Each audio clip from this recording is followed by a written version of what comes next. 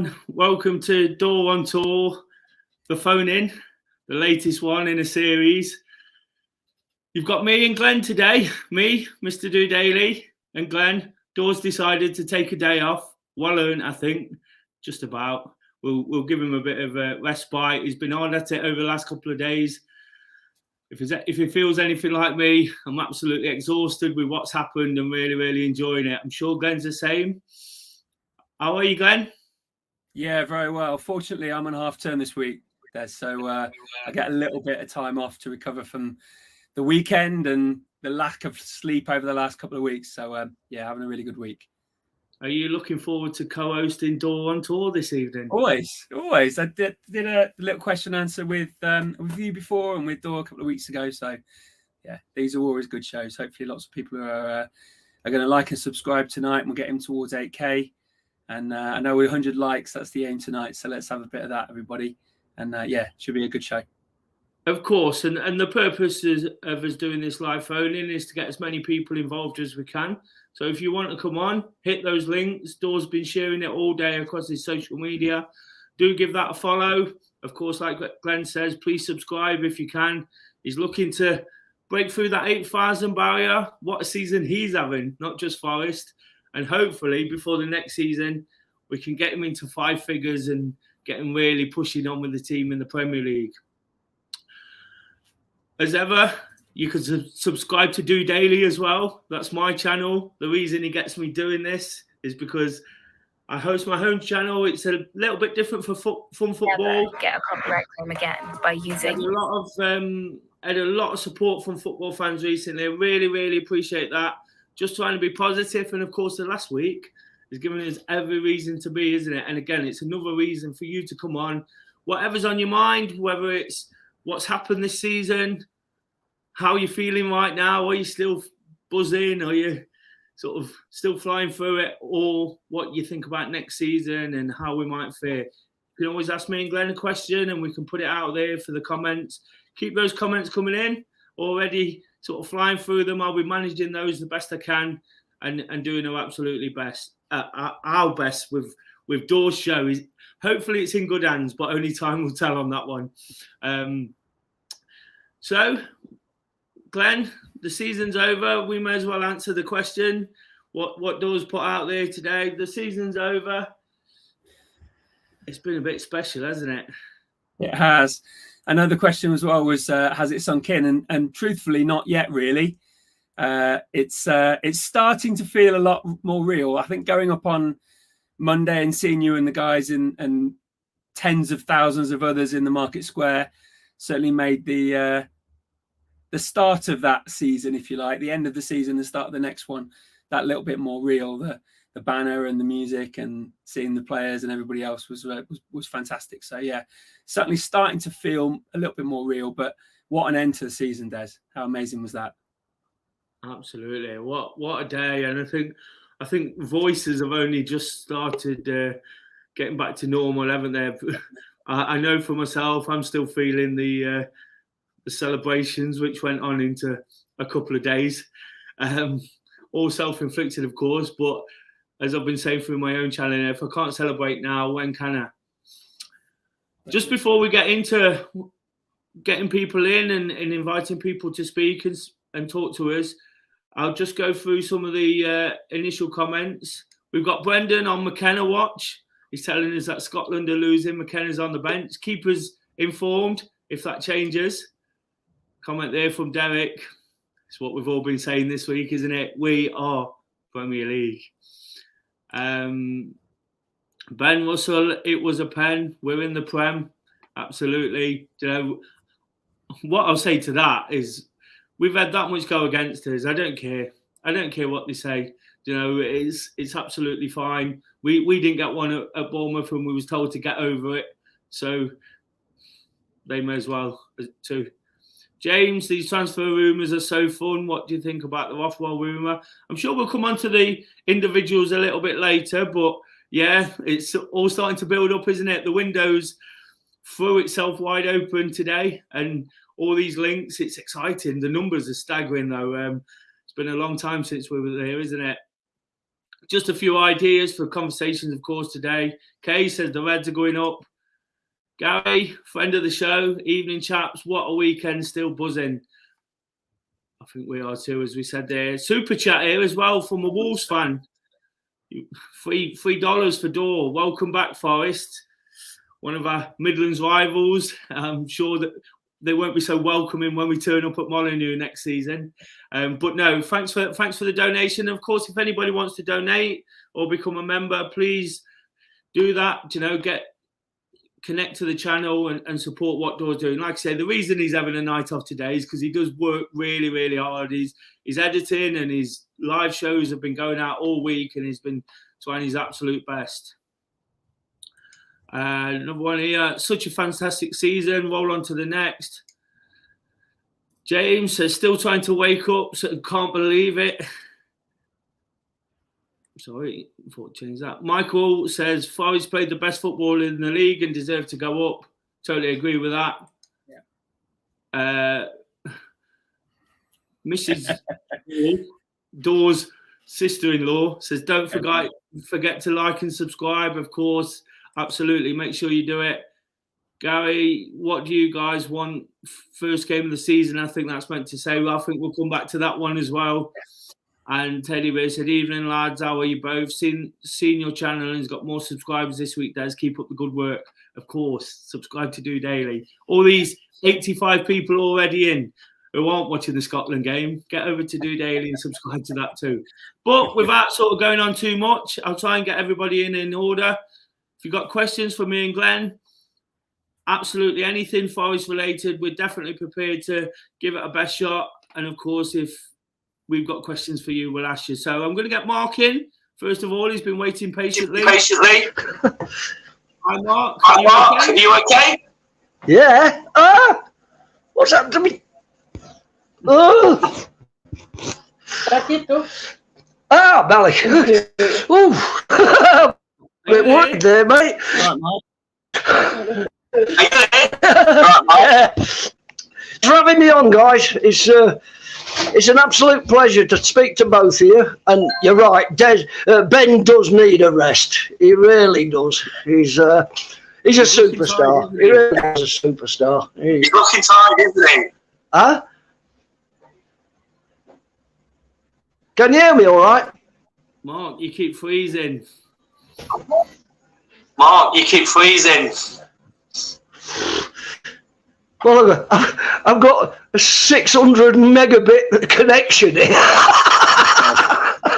I don't know. So what Mind you, it's on a crappy tablet. So what do you want to talk about, mate? Well, just to let you know, I live in Spain. I live in Vitoria-Gasteiz in the north of Spain. And like this season, I've been buzzing in my local bar. Absolutely buzzing with this season. It's just been a loco, you know. And so I've converted a load of my Spanish mates. There's no English people here. I've converted a load of my Spanish mates into Forest fans. And they want me to start a supporters club. It's just nuts. And my partner, she works in the bar. And she says, well, on Sunday, I'll put it, because we have it on, we have the game on DAZN here, but it's with Spanish company. What I usually do is get Radio Nottingham and synchronise the DAZN with Radio Nottingham and switch the sound off, which on Sunday was absolutely perfect. I didn't even need to synchronise it. But she says, you got to come up the bar. And I says, no. I says, no way. After following this team for the best part of 60-odd years, 67 years or something. I'm 70 years old now, and I never thought I'd get to see him back in the Prem. I never thought it would happen. Anyway, she invited me up the bar, and I said, no, I'm going to watch it at home, because if we lose, I'll cry. And if we win, I'll cry. So I'm going to stay at home. And this is what I did. And then after the game, after I'd calmed down a bit, I went up the bar and I got bladdered for 2 days. Taking the day off today. But just as an aside, 2 years ago, I suffered a small heart attack. And I come round in the intensive care And I thought, the first thing that crossed my mind, I thought, bloody hell, I might have never seen Forest back in the Prem again. Wow. So when they did it on Sunday, I was just absolutely amazed. I was running down and jumping up and down and just going absolutely mad. And credit to you guys, really, because you really given me a connection again to Forest, which I used to have when I lived in Canada. So I used to hosted a legal stream when Darren Fletcher was on Century Radio. And Mama piped the stream from Nottingham to my server, because I had an internet business. He used to pipe the stream to my server in Canada. And believe it or not, whenever Nigel Doughty was out in the Caribbean on holidays and Forest were playing, he used to tune into my legal stream so he could get the commentary. It was absolutely nuts, it was. And that was, I'm going back sometime. Blimey. That was 96, 97, something like that. Yeah. So, Mark, and I got a real connection with the club. Mark, in your bar. Hey? In your bar in your town, you were saying you converted a few of the locals. In your bar in your town, you were saying you converted a few of the locals. How many, if it's just you, how many are now in your local supporters group? Well, they keep saying, Mark, you're going to be the president. Now, my local town here the local team is Alaves, who played Liverpool in the UEFA Cup final, if you remember that game, 5-4 to Liverpool on the golden goal. And after 7 games, Alaves had 1 point and they were bottom of La Liga. So was we. We shot up the league and they got relegated 2 weeks ago. They're in the 2nd division now. But, oh no, it's been a journey this season, and it's just been so wonderful to follow this club. Brilliant, Mark. I haven't Brilliant, Mark. Thanks for joining us. There's some real gremlins. Thanks for joining us. There's some real gremlins on the line. Okay, mate. I'm really enthusiastic. Hopefully we can speak again. Hopefully we can speak again. Yeah, hopefully I'll have to get a camera for my main computer, and that'll be a lot better, I guess. Cheers, mate. But anyway, I still say, although it's a Fawaz shirt, and I hated him, but it's still the best shirt we've ever had. This one is brilliant. Anyway, guys, great talking to you. Have a great evening, and come on, you Reds!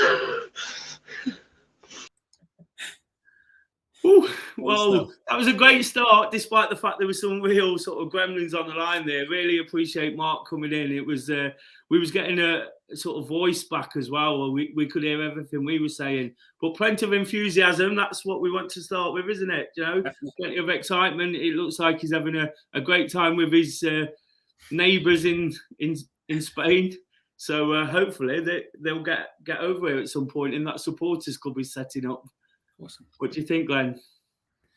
Yeah, it's fantastic. Some of the things that they were saying, particularly the guys on last night, I think the comments they were making, particularly some of the guys that have maybe not had a connection with Nottingham or left Nottingham, have no longer got that connection of back in the city, that Dore and you guys have really brought that connection and brought that distance far closer. I'm certainly getting that feeling from living 150 miles away. I'm not quite sure how it must be from living, thousands of miles away, but it's very much the same, that we're getting this very community feel, even though we're not necessarily in the same postcode as perhaps you are, NG2 and all that, No, I live in the shadow and soak it up every day.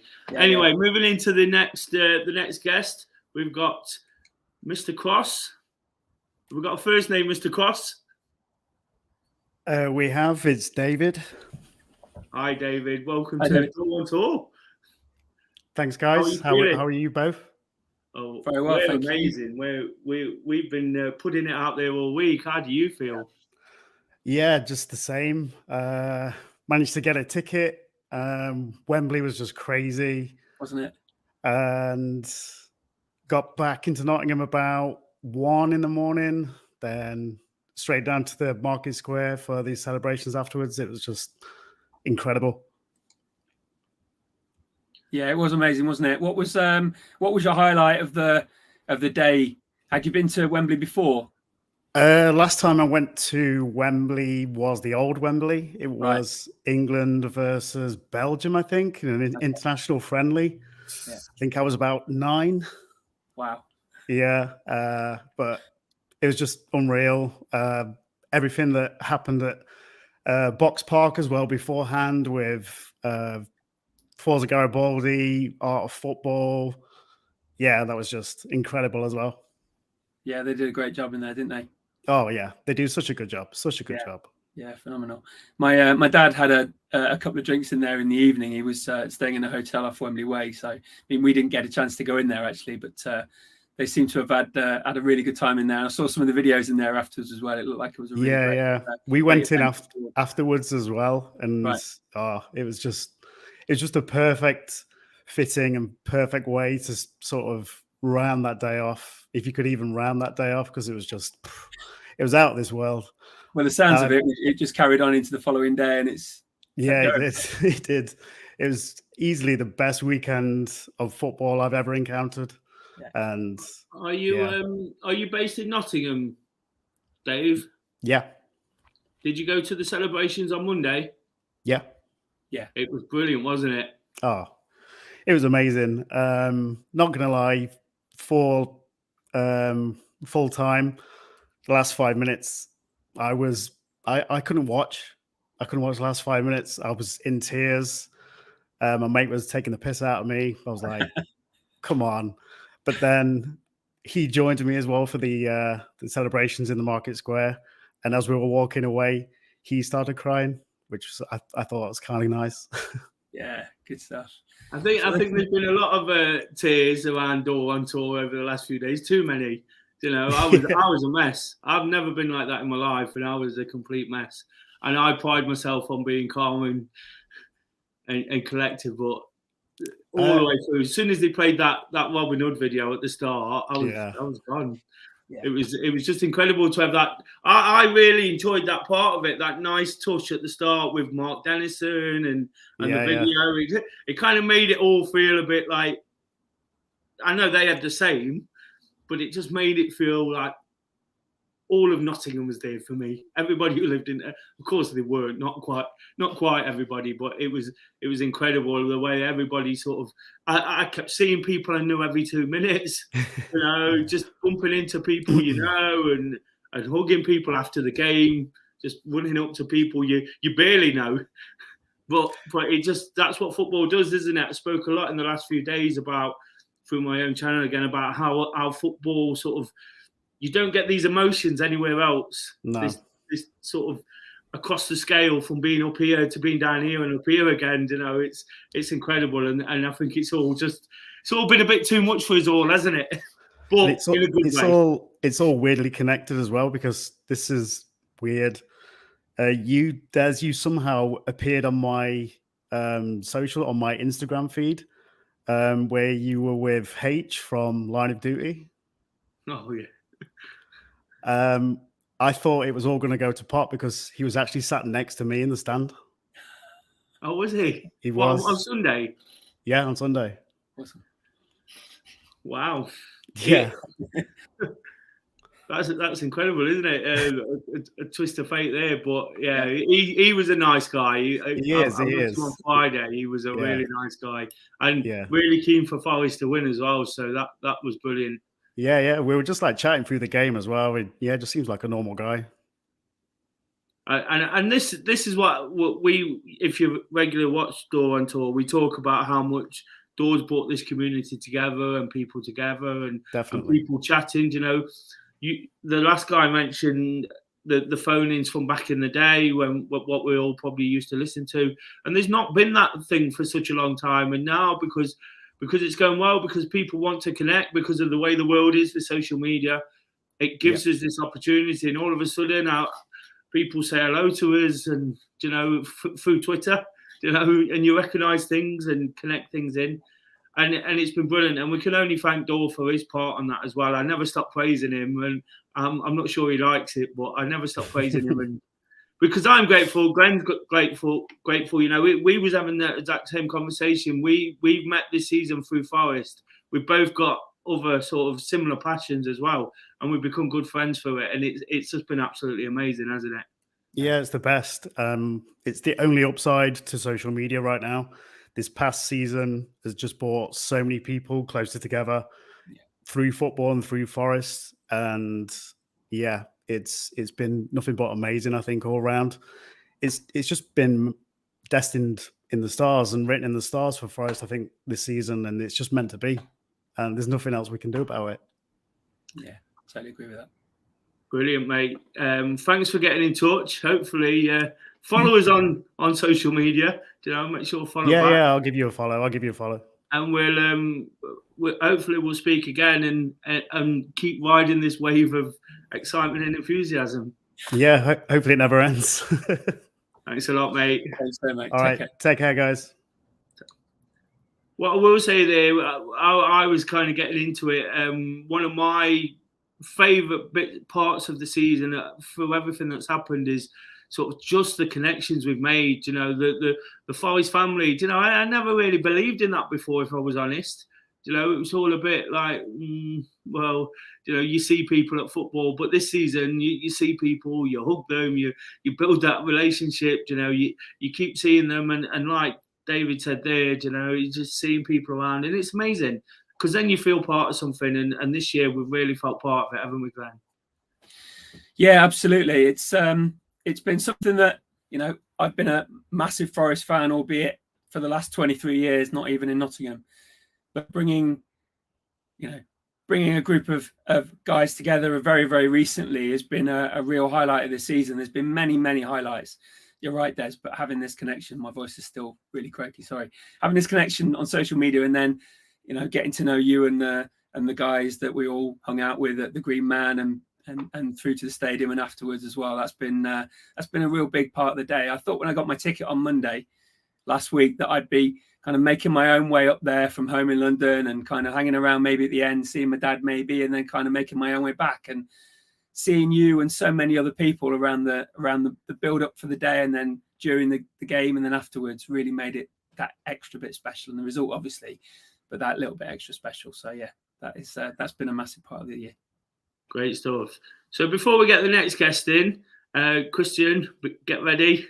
We mentioned there one of our favourite parts of the season was the connection. What's been your highlight of the season? What has really made it sort of special for you? If you want to drop it in the comments, if you want to come on and talk about it, that would be brilliant. You know, we'll welcome absolutely anybody in. All I'm doing is going for the people in order here. I better make sure I don't kick Glenn out somewhere along the line. But there you go. So just to sort of get some of the views from people leaving comments. Here said, still in a different world, still on the clouds.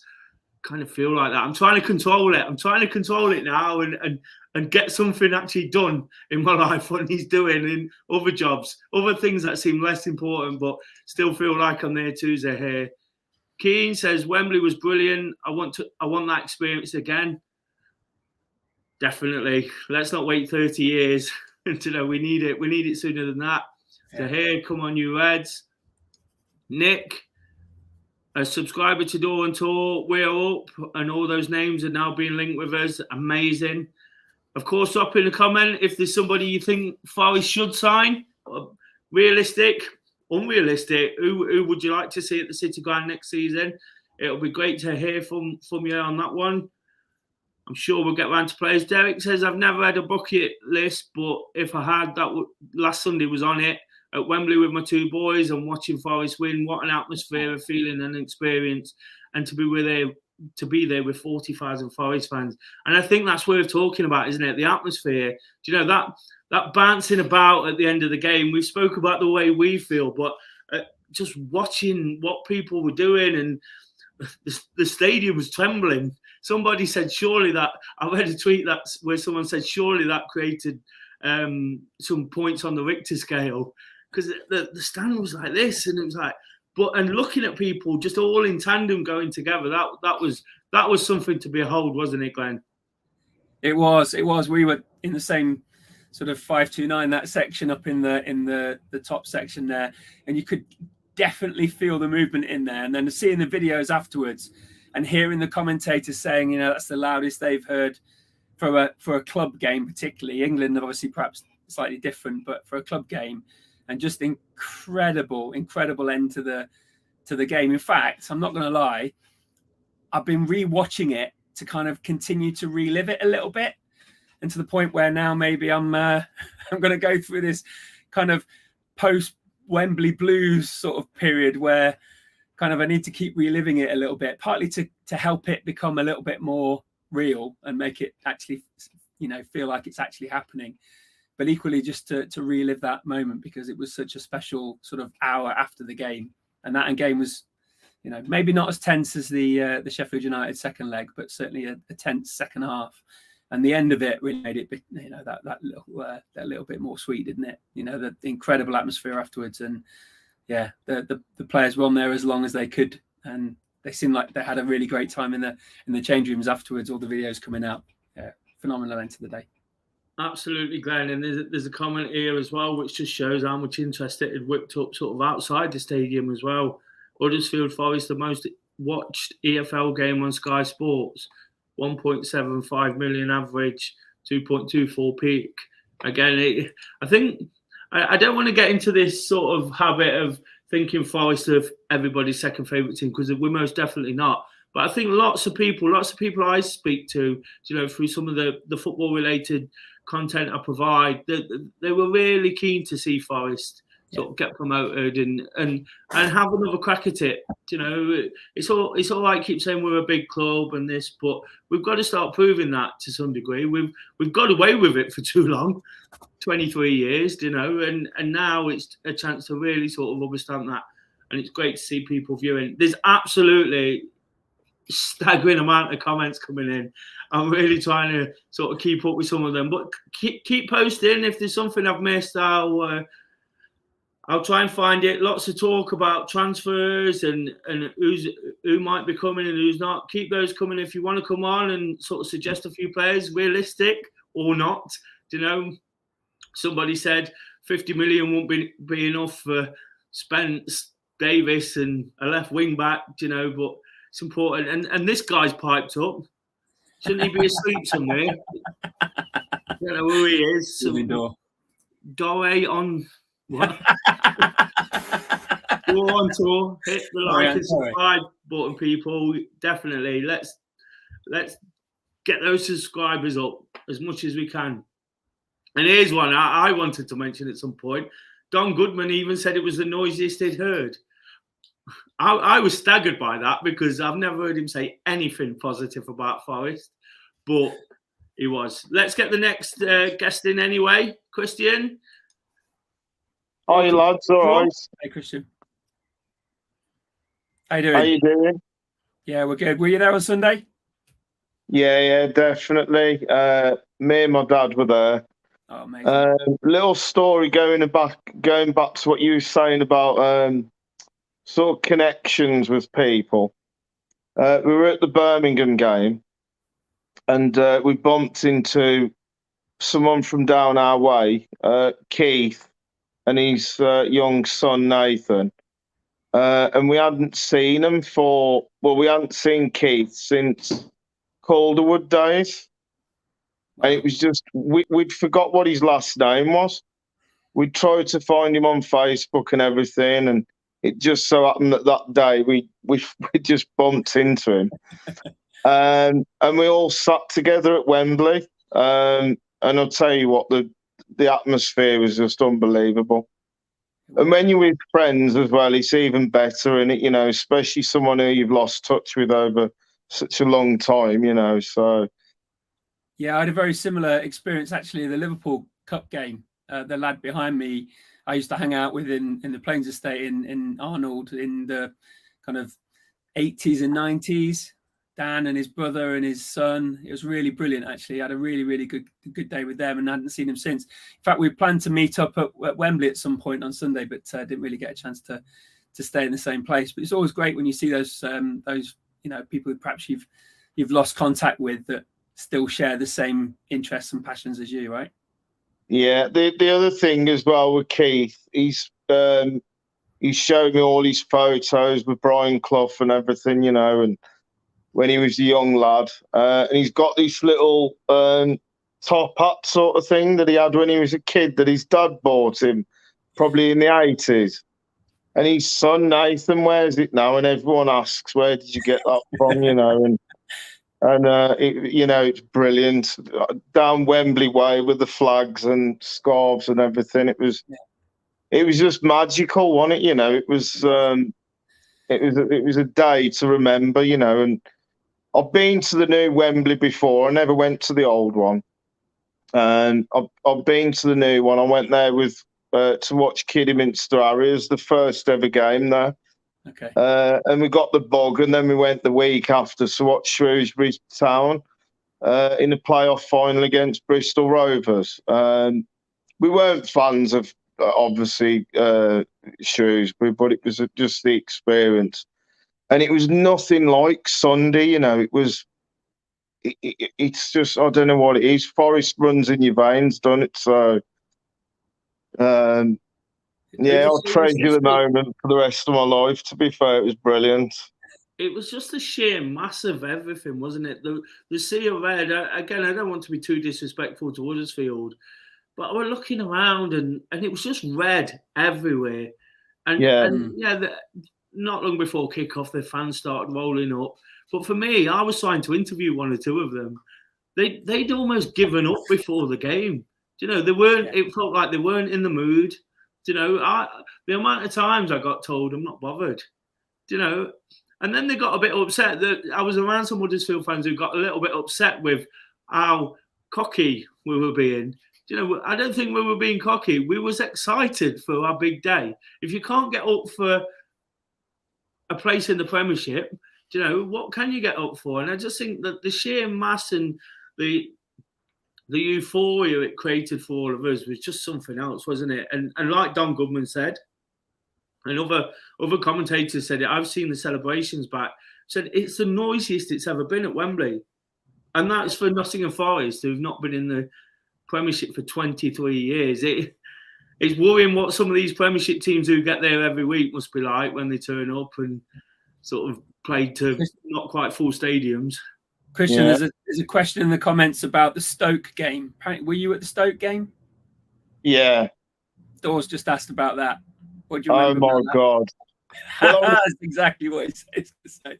If Dor was on today, I would have said to Dor, because I came on the show back then, and I said to Dor then, I said, we're going to get relegated this season. I said, because going on that performance, how bad we were, and to say that we came from there to what we've achieved on Sunday over those games, all the games in between. I've been watching the game again today because I recorded it on Sky. And I thought we were cracking first half. I haven't watched the second half yet. But I just thought, Cooper's record since he took over is just impeccable, isn't it? You look at it and they were saying on the commentary, they were saying that there's no one, Cooper's top, there's no one second to him for his performances. It's just staggering, isn't it? It's almost like Forest were behind this, like this iron curtain, wasn't it, for such a long time. Cooper's just smashed the walls down and gone, right, go and be a football team, go and show us what you can do. And Christian, what do you think Forest's number one priority would be in the next couple of weeks then? I think we've got to tie down Spence if we can, if it's possible. Spence, get Brennan on a new contract. I like Max Lowe. He has had a couple of injuries, but I'd still sort of take a chance on him if we can get him cheap enough. But I'd like to see Gibbs White at Forest. I think he'd be a brilliant player under Cooper. Rothwell, there's been talk of Rothwell from Blackburn, and he's a decent player. But another good player to stick in there, I don't think a lot of people have spoke about it, is O'Brien from Huddersfield, because he holds the ball up so well. And we've had times this season where we've struggled, but when Davis has played, it's almost gives the team a little bit more confidence to hold the ball. And I think if you can get another player like that, someone who can add a little bit of a different dimension to the team, and then just, strength in depth in the squad, you've got I think we've got like some decent young players, but I think possibly get some ex-Premier players that have just come down or something, Yeah. Someone to just add a little bit more strength, yeah. It's interesting you were talking about players as a number one priority. Personally, I think getting Cooper on a long-term contract would be definitely would then attract the players that we would want, who wouldn't necessarily want to come to a club that's been taken up by Cooper, that's not being led by Cooper anymore. He's got 1 year. Yeah. So that would be for me the number one priority. After that, though, Keith, I know there's been questions, and Guy Dawes asked, how many players do you think Forest need? Right on cue. Thanks, Des. I was about to put that on. Well, I mean, look, Watford were talking about Zinkernagel as well, weren't they? Sort of pricing him at about 2 million. I think they would probably want to keep him to get them back into the Prem as well, though. Actually, yeah. But I was watching it today, that first half, and that first half, he made some good, he did some good stuff, he really, at times, he was the only one that sort of opened up that, I'd call it 11-man defence, because for the majority of that first half, they just put every man behind the ball, and he was the one that was doing a few moves here and there, and if he'd have connected with a few of them. Yeah, I think the booking, though, Christian may have had an impact on the second half. I don't think he was anywhere near as effective. Yeah, true. Yeah, you'll probably see that again when you watch it back. Yeah, but yeah, I think we just need to add a bit more depth. I don't think we should completely change the team. I think that group of players are what's got us there. Definitely. So we need to use that group. Definitely. I think Samba's only got another year on his contract. Sign him up.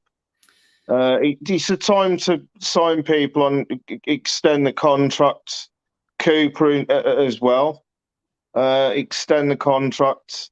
And then add the depth and the extra quality into the team to sort of push it forward and to challenge, because you look at the league, don't you, and you think, well, where can we get 3 points from, or where can we get a point from? And nothing against like the teams I'm going to say, but you've got to be looking at trying to get teams out of Villa and Wolves and Palace, Brighton, even Fulham and Bournemouth. You've got to look at getting points out of them, haven't you? And you might get lucky, when you're playing teams like Man City and Liverpool, because Liverpool weren't, they only beat us 1-0. And you might think I'm a bit of a dreamer, but I remember when we went up under Frank Clark, and I know it was a different time then, I do, and we had Collymore, but we absolutely tore that league to pieces, and I think it was the season after, or 2 seasons after, Sunderland did the same. I think they beat us 4-1 at home. Right. So and that we kept that group of players, didn't we? And Sunderland did the same. Kept a group of players. So on that note, Christian, when you look at the squad and just extending from Guy's question, which players are going to be absolutely crucial? Which current players are going to be crucial next season? Because of course there's going to be signings. We'd think. I personally don't think they should be wholesale changes. I think we need to add 3 or 4 real quality players in certain positions. But which players do you see are absolute definite sort of first names on the team sheet next season? Samba, the back 3, McKenna, Cook, Worrell. If we can get Spence, that'd be amazing. Yatesy. If we can get Garner back on loan, I don't think Manu will sell him. But if we can get him back on loan, that'll be good.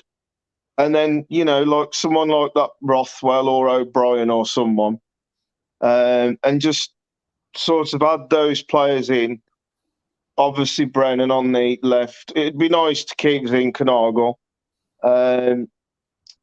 And personally, I'd try and get that Morgan Gibbs-White in as a number 10. I know he plays a little bit more wingerish, but he's just he's lethal, and he was lethal against us. So I said on DoreOnTour the other day, I think he'd be an absolutely cracking signing, and I think he'd fill in some way 2 voids, because he'd fill for me Zinkernagel, but also Garner to some degree, because Garner's best position for me is when he plays at the top of the midfield, almost as a number 10. When Forest hit a real purple patch was when Garner and Davis was linking up and was a real force, and we were just winning games, like big games, Blackburn away, things like that. So I think he'd almost fill 2 voids there. Of course, you still need strength around that. I think they might be looking for the combative midfielder almost to, I wouldn't say replace Colback, but I think Colback might not quite see as much time in midfield. And of course, we're talking about filling a left-back void as well with a natural left-back, somebody who with no disrespect, because I think he's been one of the players of the season, is just that little bit better in that position as Colback. And of course, his age is creeping up, and he's been there, and he's took a step back. So I think a real combative midfielder, if Rothwell seems like the one they're after, that's picking up pace again. I don't know a massive amount of him, but it seems like they're going for a midfielder. I'd imagine they'd go for a left back somewhere, whether it's Lowe or somebody else. And the number 10 seems like the thing. I'd also, just to offer my sort of 2 pence worth, is perhaps look at a goal scorer. One rumour I have heard today, and somebody's asked me to comment on it, and I've not got back to them yet. You might be able to help me along the way. Is Slimani, who used to play at Leicester, the Algerian forward. He's 34 now, and he didn't do anything at Leicester. But I wonder whether they'll look to bring in somebody who might be like Davis. He's a great hold-up player. He's a great link-up player. I wonder if they'll sort of look for that person who's going to be in and around the box, doing something, perhaps with an experienced striker around a lot of younger players. Of course, we've got Graben as well, who might feature. Might not get a contract. We don't quite know. I think it'd be useful to have around the team, personally, and as a coach. But it's just some positions there. I'm trying to throw some sort of ideas into the ring almost about what we could fill. You got any thoughts on what I just said there? Yeah, I mean, well, another player as well that I don't know if you've thought about was Sander Berger from Sheffield United, because he can play in that number 10 role. And he could play in the sort of the defensive midfielder role as well. And he was the best player for Sheffield when they played us on both occasions. That guy's a Premier League player, full stop. He's a beast of a player. Yeah. And it'd be good if we could sort of... I know Sheffield ain't going to probably try not to sell any players to us. But if they did, you've got to try and go hell for leather on him, aren't you, and try and get him in. But it's we need a left wing back. Whether that's Lowe or who, I don't know. But they've got to sort of look into that position, you know. Stuart Pearce is only 60. We could bring him back. Maybe. Yeah. Well, thanks for your thoughts, mate. There's a few people looking to come in, so really appreciate you coming on and sharing it with us. I think we've spoken before, so I'm sure we'll speak again in the future. So thanks for coming in, and enjoy the rest of the celebrations. Okay, guys, you Reds. You Reds. You Reds. Take care, Christian. Thanks, Cheers, mate. Christian. See ya. Some good points there and good thoughts on signings. I'm just going to flick through a few comments around the fringe players mainly. Telly Race says Mbiso sent out on loan as he can't see him playing many games. I've also wondered whether that might be the case with Myton. Of course, he didn't play that many this year, and when he did, he looked lively, but we took that step up again, haven't we? And we're going to need some experience for some of these big games. Another comment regarding So and Panzo being useful, both quickie centre-backs. When I asked Christian the question there, Glenn, about who would be your first picks in the team, he was a bit guilty of doing what I do. I almost go for everybody we've already got because I want everybody to play. But I do wonder whether, as good as they are right now, whether the centre-backs would have the pace to deal with some teams in the Premier League. Because one thing they're not collectively, and they're brilliant, don't get me wrong, but the pace is not a big thing. And we all know, go up to the Premier League and the pace will just be sort of feel like it's been exaggerated and they're off the scale. Yeah. So I just wonder with the centre-backs whether there might be a more technical player come in, a sweeper type again, maybe. What do you think? Yeah, I think that's a good point. I think Panzo being a little younger perhaps than the other two may well offer a little bit more of an option there in terms of pace in the back three, but equally he's not really had that much experience in the Championship this season, with the exception of injuries. So that might be somewhere where we would need to fill. I think it's really interesting what you're saying about Christian. We want to try and make sure that we keep the team as close as it was from where we were successful, because not only do the players have the ability, but they've also got that connection, which takes probably 4 or 5 games to build if you've got new players coming in, and by then you're far too far behind. So I think it's a really, we won't want to do a whole scale, change root and branch everything else, but you certainly want to, like you were saying, you want to strengthen in key areas and hope that those that are really setting the Championship on fire then actually, can step up into the next league. We're hopeful, obviously, that some of those loan players stay, and like you were saying, will no doubt lose some for sale and on loan towards the end of contracts and things. So very quickly, just a little thing before we get the next guest in. Me and you, Glenn, we'll go through the team. Who starts next season? Very quickly, no descriptions, just who starts. Samba, yes or no? New keeper. I pick Samba. Samba starts for me. Worrell. Yes, captain. Yes, captain. Cook. Yes. Yes. McKenna. Oh yeah, definitely. Absolutely. We win everything in the air. Oh yeah. With this team. Oh, yeah. Spence. Yes. Signed. Yes, Signed. we want to keep him on. Have a word.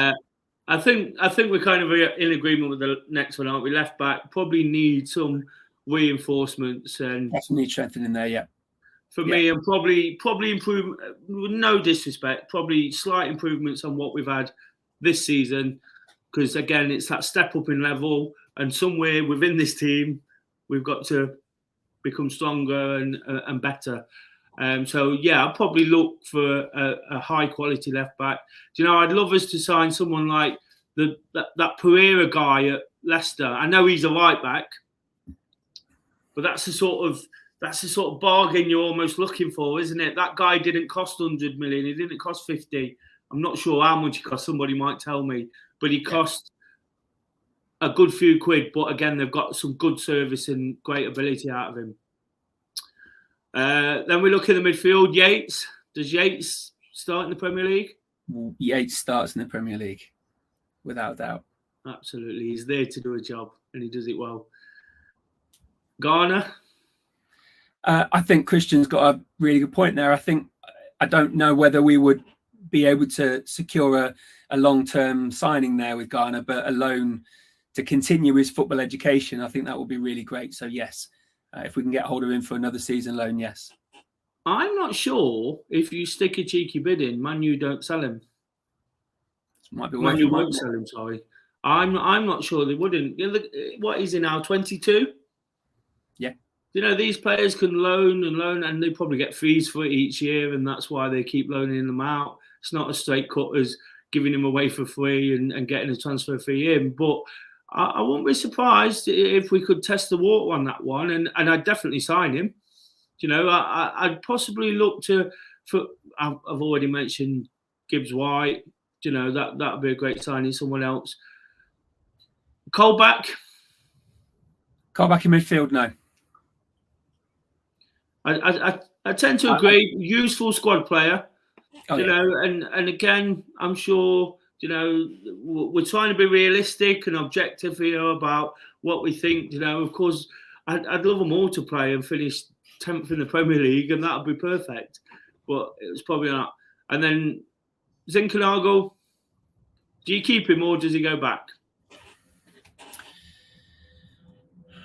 I think Watford will want him back to do what he's done for us this season for them next season, personally. Would you keep him? You sat on the fence on that one, Glenn. No.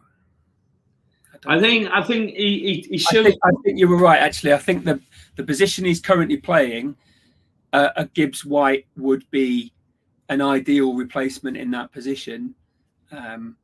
And would offer us a little bit more in terms of going forward and a little bit more consistent play as well, perhaps.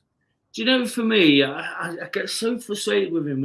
If the guy had a final ball, you know, or he didn't, it's not that he does it sort of because of a lack of ability. It's almost like his technique and his style, he sort of miskicks things, or, you know, or it rolls away from him, or a loose pass. You know, if the consistency was there with him, it'd be absolutely brilliant. You know, it'd be worth 10, 15 million more. But again, I'll probably in this instance let him go. And then Davis is the last one. And we'll get somebody else in then. People are probably sick of listening to us. Yes. And Surridge still. So obviously Davis, yes. I think there's a deal to be made there. It was really interesting what Fletch was saying this week about spending so much time in Paris with Stevie G, and obviously trying to constantly say, you know, sell him to us. So he's that was really interesting. I think we've got a really good chance to do that with the loan players that we would like to keep. Actually, I think we've got a strong position with the majority of them, and like you said, I think Garner putting in a cheeky bid wouldn't be, you know, like anything, you know, you say no, can't you?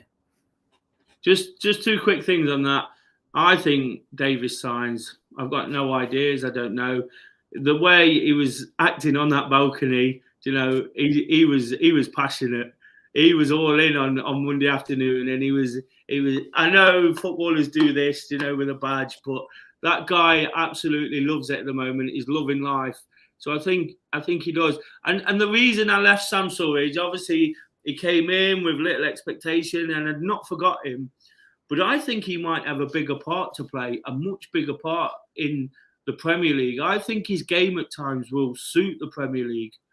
He's a guy who can stick chances away when he's not had that many. Some of the other strikers we've got, including Lewis Grabban, you know, Zinchenko's another one. And Davis is not out and out, is he? some games, we're gonna have to stick chances away, one chance to win 1-0 or to get something out of a game. And I think Sam Surridge might be the man to do that, running defences down, tiring them out, And I think his goal return's been fantastic since he came in. It has, hasn't it? Is it a goal every 79, or it was before the weekend, and he didn't play that much at the weekend, so it's a goal every 79 minutes or something like that. Yeah. And I think that just proves he's putting the chances away. Some of the games he's played, we've not had a great deal, and he's hitting the target and he's finishing well, and I think that could be really, really important. And the way he's busy up front and works so hard for the team. You've seen with like a Burnley, for example, when they've got these hard-working strikers, it can mean so much to them. Someone who can hold the ball up, get in behind, finish. You need to be the complete package. And I think Sam, in many ways, is a bit more complete than some of the others we've got, without being better in the Championship, if you see what I mean. I don't know if anyone agrees or disagrees. A few names popping up. Dylan says Jesse Lingard, he's on a free. Would anybody take him? I think I definitely would if he was available. A real good player. Gamer 316 said Piro. Is that how you say it, Glenn?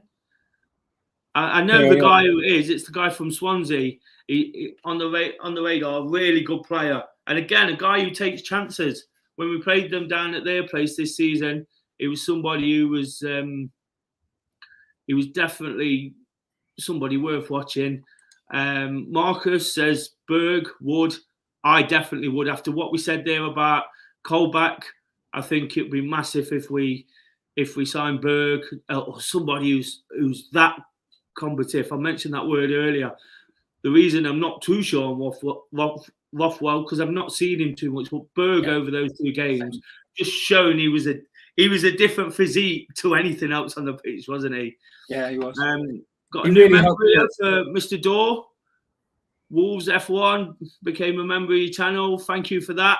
It's great to see that kind of support. It is one that keeps creeping up, especially when we talk about defenders and being agile and quick. Jamal Lascelles, he seems to have gone a little bit out of favour at Newcastle. Is it someone you'd consider, Glenn? Yeah, I would. I can't remember how old he is now. Do you remember? I think he's about 27. I think. Yeah, I think for a player in his position, he's certainly got a good 3 to 4 years left in prime, in position like that. So certainly, I wouldn't say no. And obviously, the connection with Forest means he's obviously still got that. Well, no, I don't know. It may well be a really good fit, is what I was trying to say. Just a couple of comments referring back to some of the points we've made. Leicester paid 17 million for Pereira. Again, like I said, it's a lot of money. Don't get me wrong, but it's not astronomical. And I'm sure with what Mr. Marinakis said up on that balcony, he's not going to be shy in getting the checkbook out. Craig Price, regular viewers will know Craig Price, said he was pissed. Do you mean Mr. Dore or Davis on that balcony? Davis. I know who he means. I'm just winding Dore up with his Who got his shoes? lemon lemonade. Who caught his shoes? And then there's 3 more drinks there than Dore's ever bought in his life. Troy says Colback will be a good squad player and a very good one at that. Totally agree. And I'd love him to be in the team. He's probably my favourite first team player. Everybody knows I love Joe Lolly, but I love Colback as well, what he does. And I thought it was shocking how much he got left out last season under Houghton. And this guy's supposed to know football. So, yeah, another comment on Pirro. 45 games, 22 goals in the Championship. Again, a great return. Tom says Berg reminds me of a young Nemanja Matic. Me too. That's the one player he definitely reminds me of. Would be a top signing and a huge upgrade on Yates. I'm not sure I'd not have Yates and Berg in the same team. I think with the way Berg can carry the ball, I think they'd complement each other really, really well. Chapo says, I think he means Pero Mitrovic. You said it in the Championship, not getting that in the Prem. Sometimes that's the case, isn't it? Another new member for Door, Tim. Thank you. This is not just a thank you from Door, from me and Glenn as well. You know, getting on and watching and feeling the need to become. It's brilliant, this channel. You know, everybody knows it's full of enthusiasm from Door himself. What we lack in that, hopefully, we can get our points across in other ways. We can't match Door on that level, but he's absolutely brilliant at what he does and absolutely loves it as well. And when you're doing something you enjoy, like following Forest, talking to people, what more do you want? Here's a question for you, Glenn, and I promise to get Quasim in a second. He's been waiting patiently, and one or two others. So just a quick question on my favourite. Do you think Lolly will go? I hope not. I really, really hope not. I've heard rumours over the last 18 months that there's been sort of pre-contract deals with MLS teams and other teams in other parts of the world. I know he's learning Spanish. Apparently, someone was saying in a video about the kit release, he was talking Spanish as if he was going to go to Spain. I've heard all sorts of different rumours. I hope that's not the case. I hope he stays around at Forest. I think he really has something to offer. I don't, though, know how much he would feature. So I wouldn't be surprised if he doesn't go. But I really do hope he sticks about, because he's a real asset for the team and can come on like he did at Sheffield United in the first leg and really run people ragged and almost offer what Surridge is offering in that left-hand side after Davis will run rings around the back four and the midfield to offer a little bit more there. But I'm not quite sure whether that would be a step up to the Prem. So I hope so.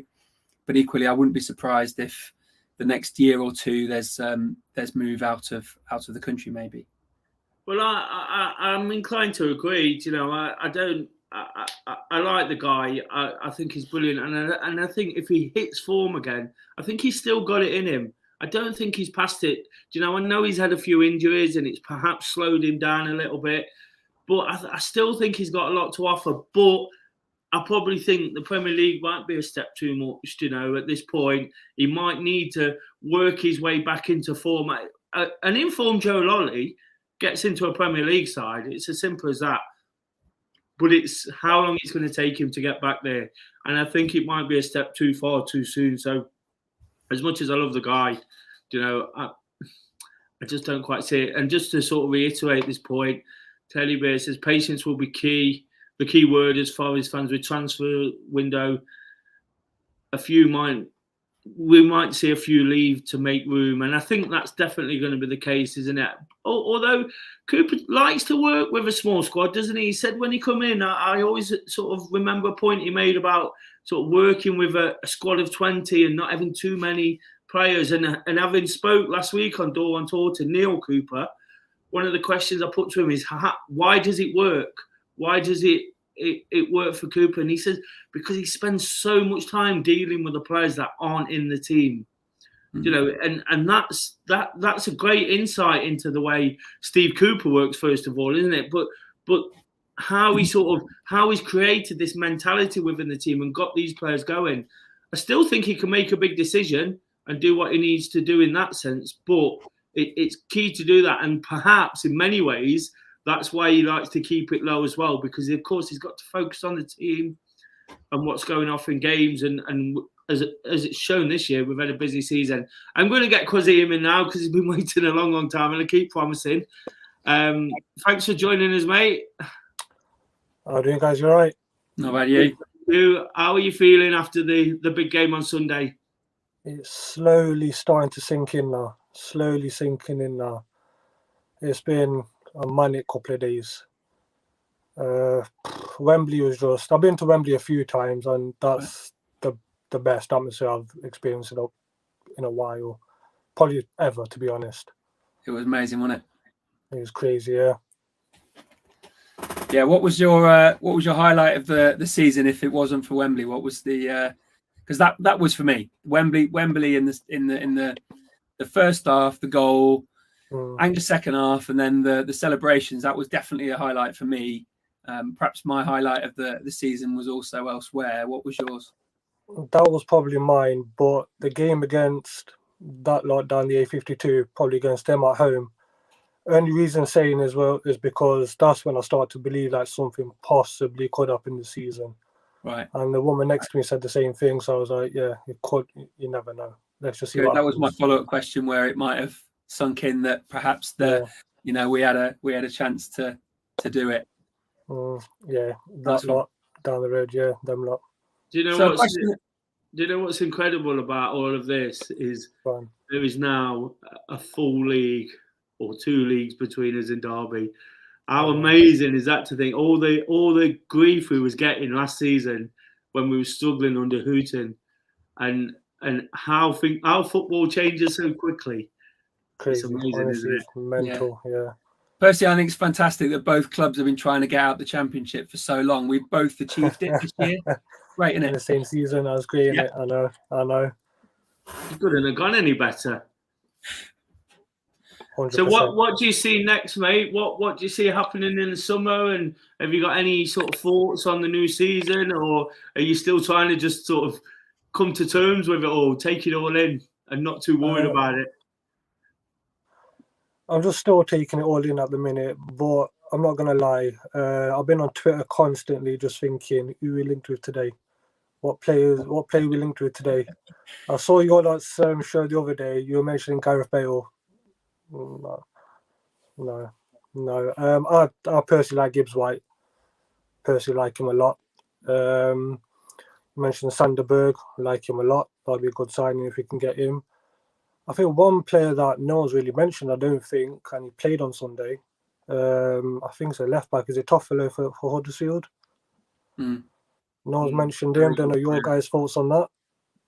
A very good player, really impressive talent. So again, these teams have done well, haven't they? Just like Forest, the reason our players are standing out is because of where we finished in the table. And the players, when you go up, you can't always just pick from top teams. I saw one in there. Would you take I think that means Rashford. And again, I think that's a bit above us at the minute, isn't it? Of course you'd take him, but I think that might just be a bit above us. I think if we're looking for real good, sound additions to build the club, not get too carried away. You touched on it there, because with Gareth Bale, no chance. We don't need that kind of drama. We need good, solid players who are going to make us better, first and foremost, and help us sort of establish in the Premier League. I don't want to say this age-old thing that would you take 17, because I hate that. Just go play football and see where it takes you. But at the end of the day, if we do finish in that sort of in that region between 10th and 15, 16, 17, that's going to be successful, because not many teams do it these days. It's shown last season, Norwich up, Watford up, straight back. Only 1 or 2 ever do it, ever really stay up and sort of escape the trapdoor. So for me, it's going to be about really putting that structure into the team. Cooper's had 1 transfer window so far, and it's been brilliant. He's done what he needed to do with the squad. Cook needed that player. Like Figueiredo, think he's a great player to have around, but he put a solid addition in there. Someone who knew the Championship.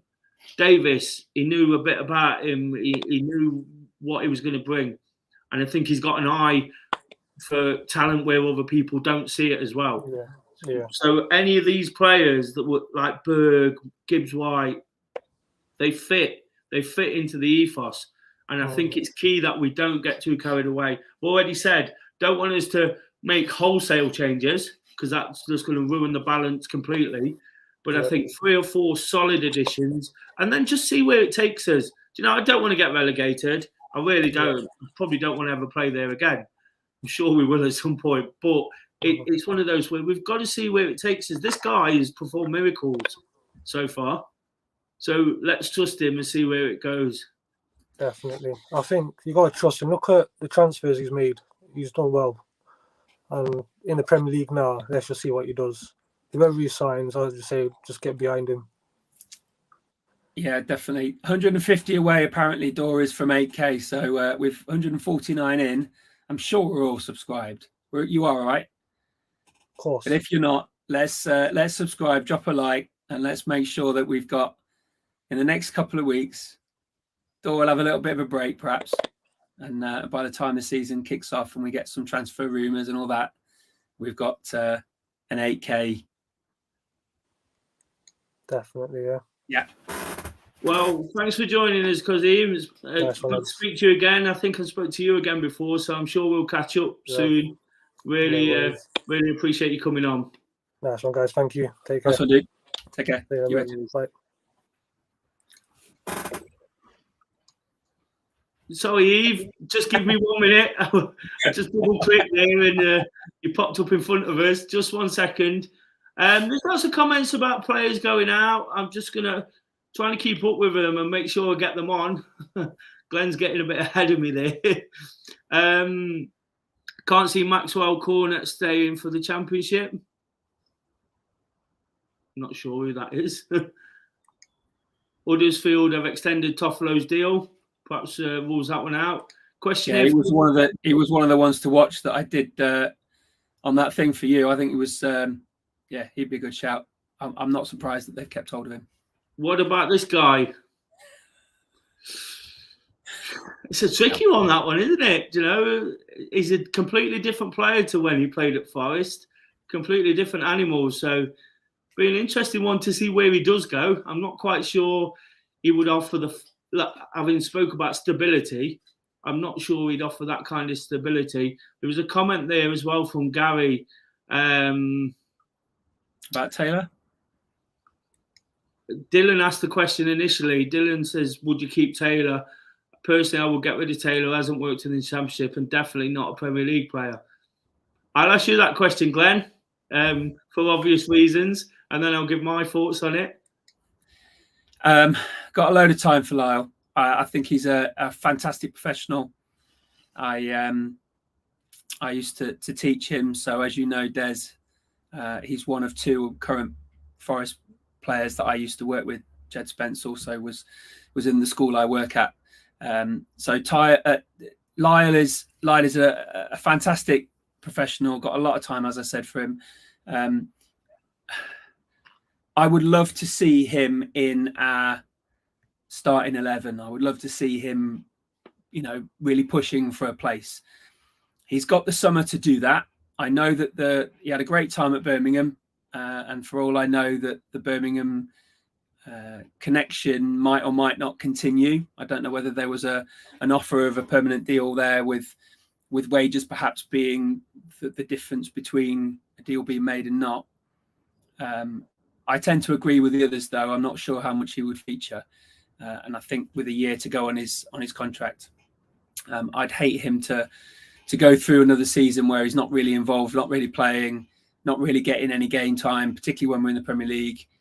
So I wouldn't be surprised if he doesn't go out on loan somewhere. But I wish him all the best, and I very much hope that he features at Forest. But like the others are saying, I don't think it would work necessarily. Gary's offering his further opinion with Taylor, decent player, but not work for us. And again, I just feel the same. I just feel he doesn't quite fit into the system. He likes to play up front with another striker.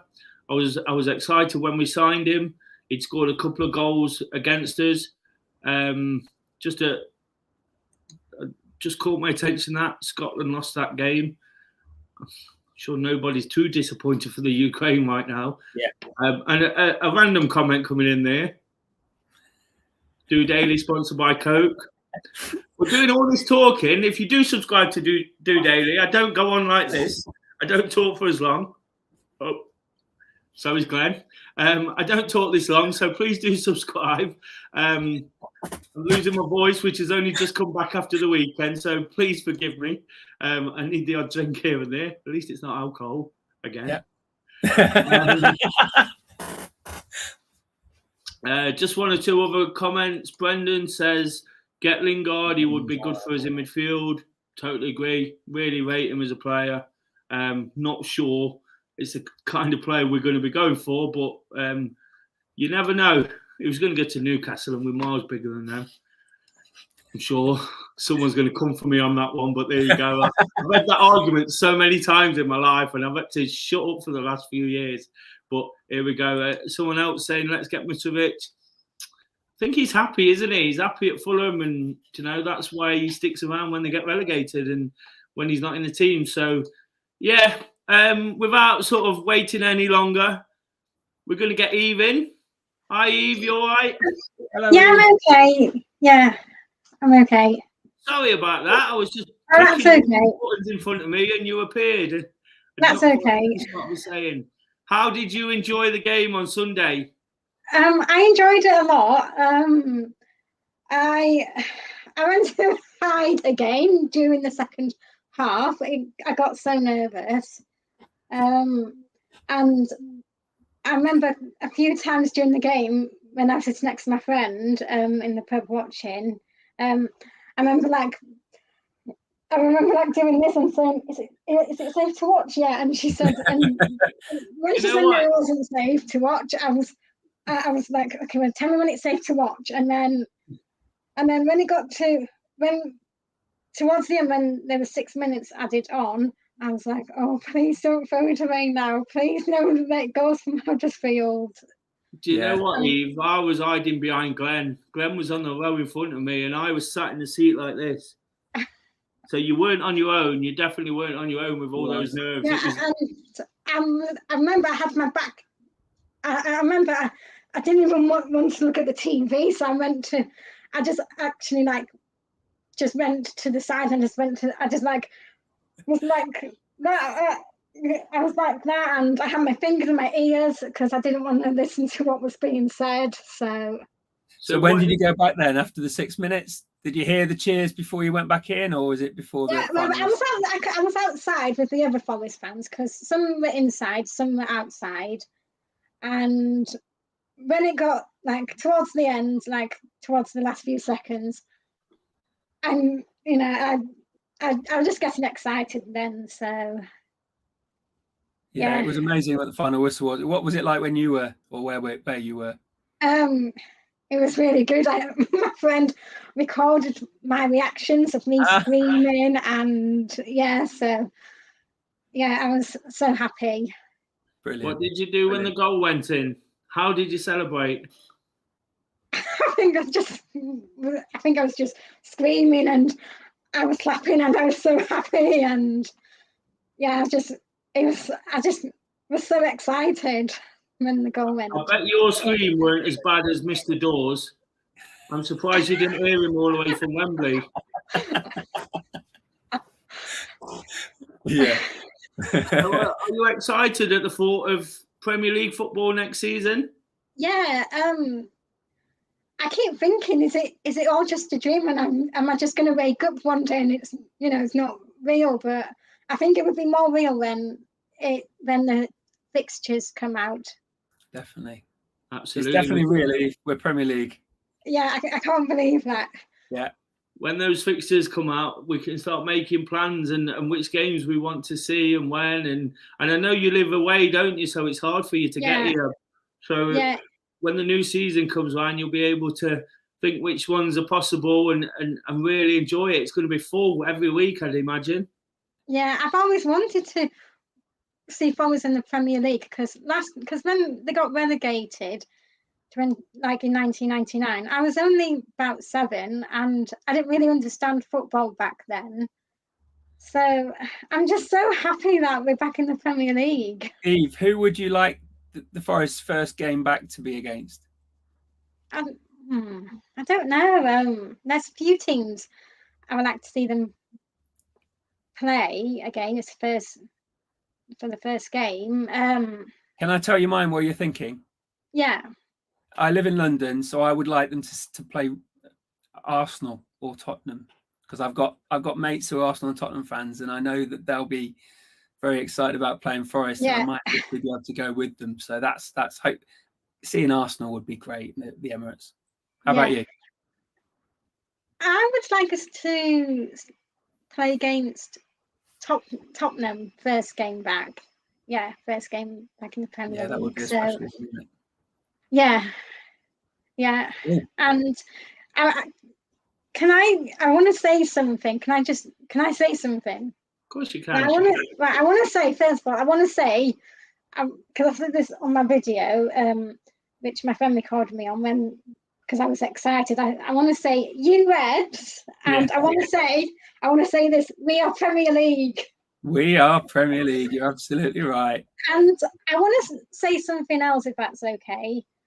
I know that Dore calls me a legend, but I think Dore is a legend. I enjoy watching all his vlogs, and and sometimes when I'm like feeling sad and I'm having a bad day or having a bad time, his vlogs cheer me up all the time. Like, they are all of his vlogs. You know what, Eve? Let me just stop you. And Dore is a legend, but so are you. Have a look at a few of these comments. Look, the Wolves fans saying hello. People, Ez says, we did it, Eve. So there's lots of people. He's got his fans, but so have you. Don't doubt that. There's hang on a minute. There's another one here somewhere. Ross dropped a message at the bottom as well. He's waving. So there's lots of people who think you're a legend as well. Kieran, Eve is one of our own. Brendan, look at these. Look at all these. You're getting more popular than Mr. Dore. But it's great to have you on again. And what Mr. Dore's been going around saying, guess what? What? We are Premier League. We are Premier League. Yeah. But also, before you go, that picture, that was amazing. Oh, thank you. So glad you tagged us into it. Yeah. It was great, and we're already looking forward to the next one. You've got plenty of time over the summer to do as a new one. Yeah, I'm gonna do a new one. I've got a new person who just started working with me on Monday. She's my new carer, and she's into art. So I thought to myself, well, one of the things we can do together is art. So she can help me like practice my art and fantastic, and help me draw pictures and maybe paint a picture of the city ground. So brilliant stuff. That's brilliant. We'll look forward to the day when that happens. But thank you for coming on. We really appreciate it. And make sure you stay in touch and keep following Mr. Dore. I know he won't let you forget about him. He'll keep posting stuff that you can comment on. So make sure you follow that legend, and you're a legend as well. Oh, thanks. No, thank you. Thank you for coming on. Bye, Eve. Take care. Great to see you. Bye. Everybody loves Eve. There's a few comments coming in here. Just before we go, I'll look to start sort of wrapping things up for tonight. We've actually been on for nearly an hour and a half, Glenn. Time flies when you're talking about Forest, doesn't it? Definitely. Yeah. Lots of people tuned in. Please hit that like button. You'll be supporting me and Glenn as well, showing that we can just about do this and do an episode of DoreOnTour. Comment there, Leicester. Somebody's fancying Leicester. Somebody, Gary, West Ham at home. AJ, Leeds away. Just some thoughts. Home game against Bournemouth, Chapo. Adam said Leicester at home as well. Surprisingly, nobody's gone for the real big boys, have they? Glenn? No, there's no mention of Man City. I think Man City normally, like you were saying, don't they normally play the champions of the championship coming up first game? Yeah, normally works like that. The teams coming up get a really tough away game. So I'd imagine one of Liverpool, Man City, those kind of teams. So anybody with any comments on who they'd like? Somebody here said Burnley away. I'm not quite sure that's going to happen. We got promoted on Sunday. We are Premier League. They are not Premier League. But anyway, thanks for the comment. Nico says Liverpool home again. We'll beat them this time, definitely. If Zinkernagel had had that final ball, we'd have beat them last time. Yeah. Newcastle at home. Some of these fixtures are quite mouth-watering, aren't they? And here's one that I really fancy. Iomi says, I'd like home versus Everton. Personally, I'd like us to go to Everton away.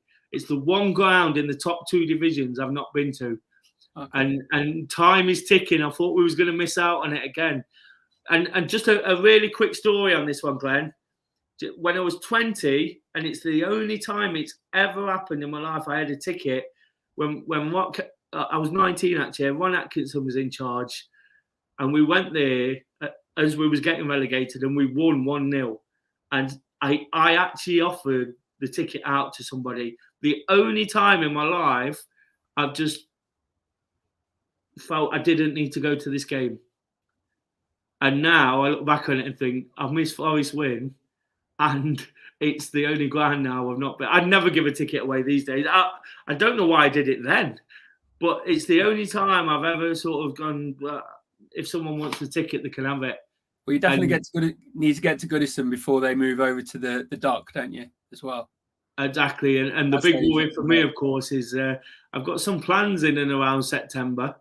Some quite big plans. Mainly first Saturday of the month, isn't it? Mainly getting married and a couple of big running events. So I'm absolutely dreading the fixtures coming out. But somebody asked the question there, when do they come out? It's actually the 16th of 9 a.m. 9 a.m. It would have been the 23rd. Everybody's got the 23rd in the head. But let's just remind you again, we are Premier League. You know, everything happens a little bit different to that riff-raff we've left behind. Not sure you'd have heard of this guy chirping up.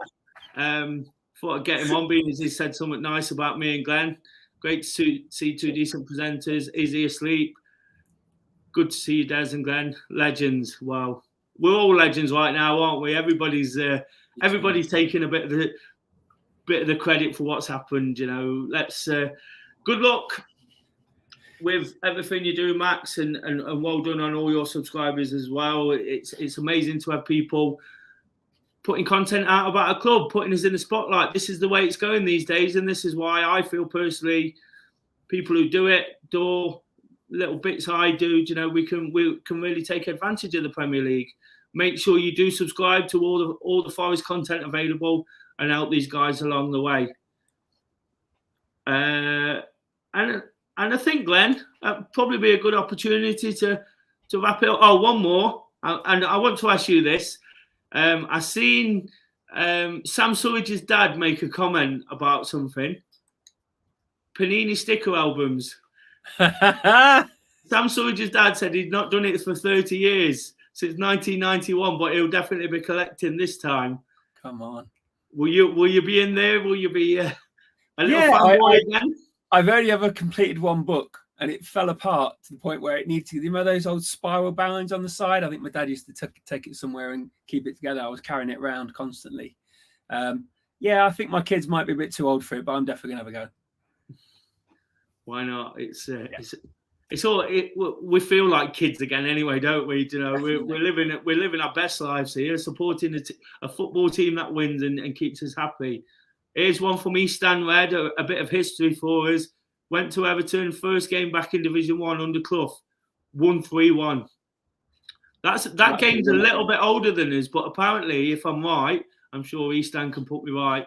Didn't we get hammered in the first half, and Bill Shankly came in and told them to pull themselves together, and they went out and won 3-1, and of course the rest is literally history because then they went on and did all the things they did. And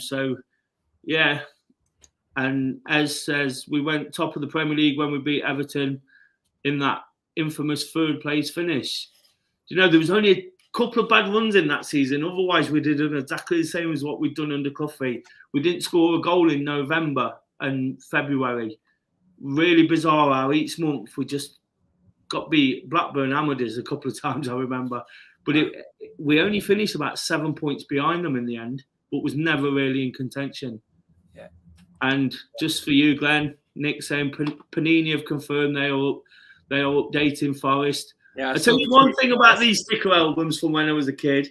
you know, the best shiny in the book. I know I'm biased, but it was always Forest.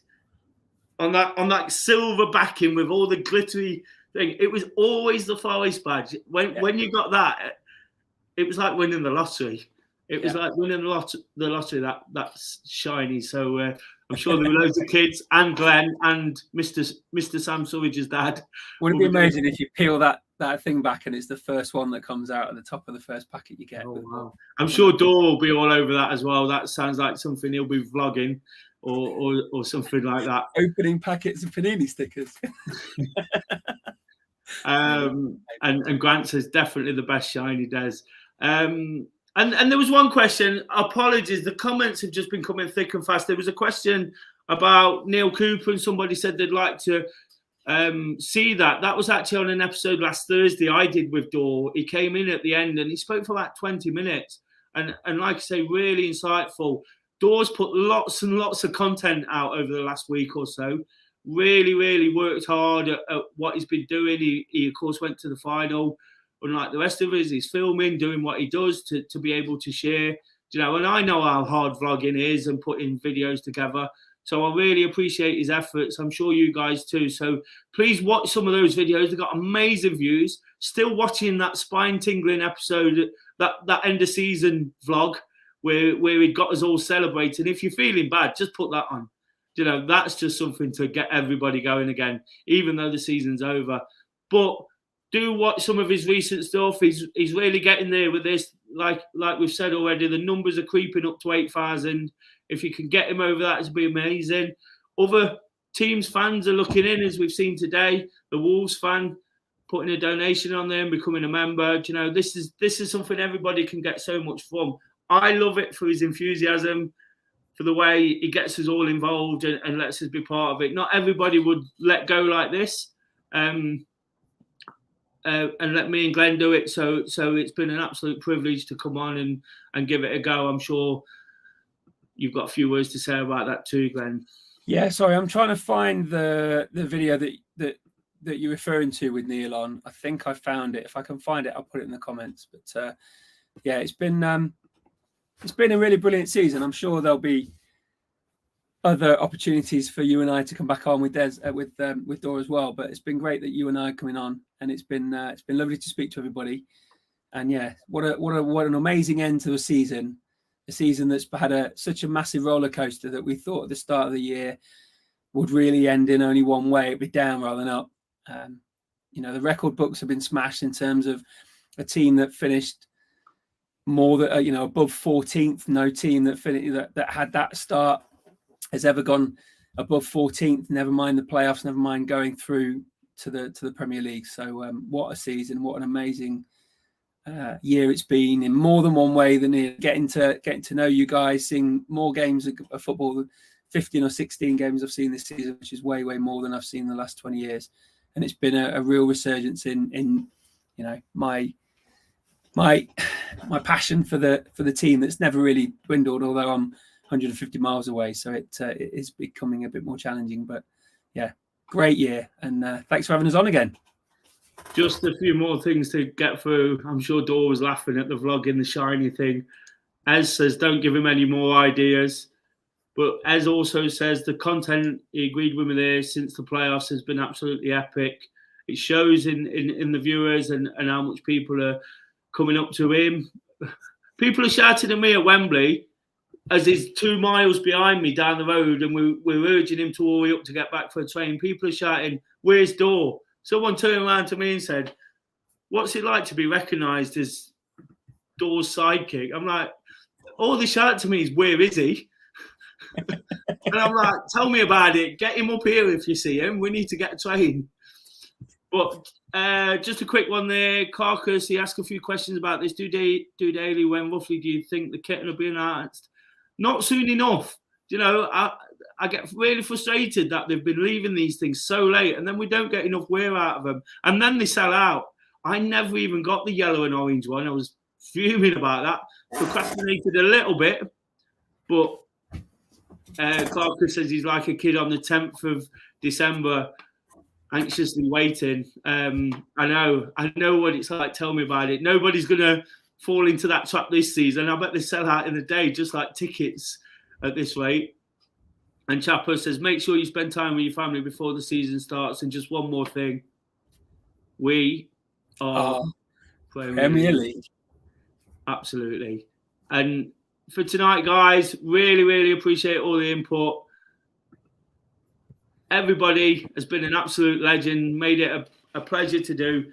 We're still doing our best. Dore's still doing our best to keep everything real. You know, he'll have lots and lots of content out. You know, these transfer rumours are going to keep him busy. I'm sure that's going to be as epic as ever. You never know. We might sign Harry Arter and he might completely lose it all over again. But until next time, up the Forest. You're it.